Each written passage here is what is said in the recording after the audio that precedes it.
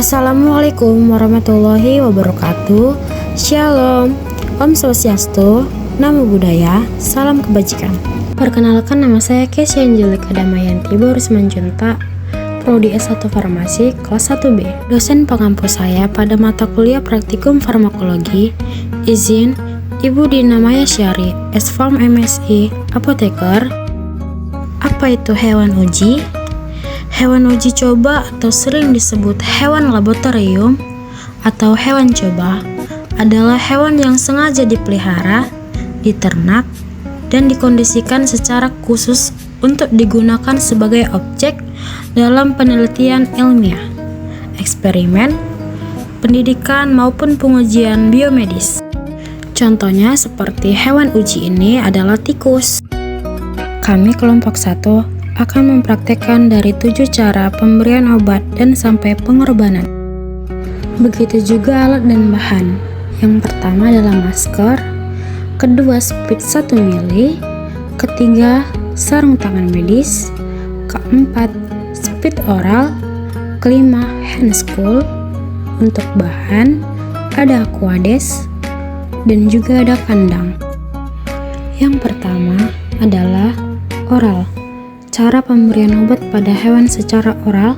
Cairan obat diberikan dengan menggunakan oral sonde.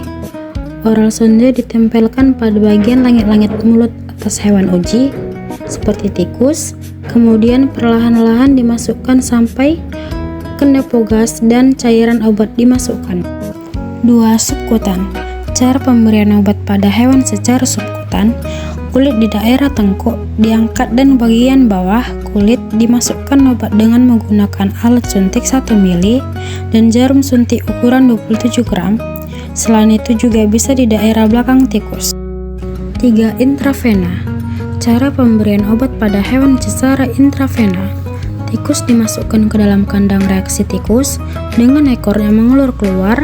Ekornya dicelupkan dalam air hangat 28-30 Celcius agar pembuluh darah vena akan mengalami dilatasi, sehingga memudahkan pemberian obat ke dalam pembuluh vena. Pemberian obat dilakukan dengan menggunakan jarum suntik nomor 24. 4. Intramuskular. Cara pemberian obat pada hewan secara intramuskular. Obat disuntikkan pada paha postenor dengan jarum suntik nomor 24. 5. Intraperitoneal. Cara pemberian obat pada hewan secara intraperitoneal. Pada saat penyuntikan, posisi kepala lebih rendah dari abdomen dengan sudut sekitar 160 dari abdomen pada daerah yang sedikit menepi dari garis tengah agar jarum suntik tidak mengenai kantong kemih.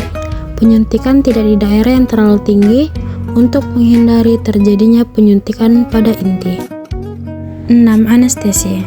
Cara pemberian obat secara anestesi pada hewan uji yaitu eter. Senyawa-senyawa yang dapat digunakan untuk anestesi adalah eter. Eter dapat digunakan untuk anestesi waktu singkat. Eter diletakkan atas kapas dan dimasukkan ke dalam suatu wadah tertutup, kedap. Kemudian hewan ditempatkan dalam wadah menggunakan eter. Saat hewan sudah kehilangan kesadaran, hewan dikeluarkan dan siap dibedah. 7. Mengorbankan. Cara mengorbankan pada hewan uji. Tengkuk ditempatkan suatu penahan, misalnya pensil, cutter, batang logam, yang dipegang dengan tangan kiri. Ekornya ditarik dengan tangan kanan dengan keras sehingga lehernya akan terdiskolasi dan tikus akan terbunuh. Sekarang saya akan mempraktikkan hewan uji mencit. Hewan uji coba sering disebut dengan hewan laboratorium atau hewan coba adalah hewan yang sengaja dipelihara, diternak, dan dikondisikan secara khusus untuk digunakan sebagai objek dalam penelitian ilmiah, eksperimen, pendidikan, maupun pengujian biomedis. Contohnya seperti ini, mencit. Yang pertama, pemilihan. Pemilihan hewan uji adalah proses seleksi hewan yang sengaja dipelihara untuk mendukung kegiatan penelitian biomedis, pengujian obat, atau keamanan produk. 2. Pemeliharaan.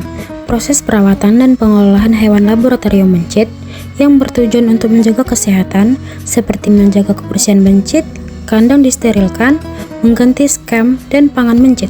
3. Oral. Cairan obat diberikan dengan menggunakan oral sonde.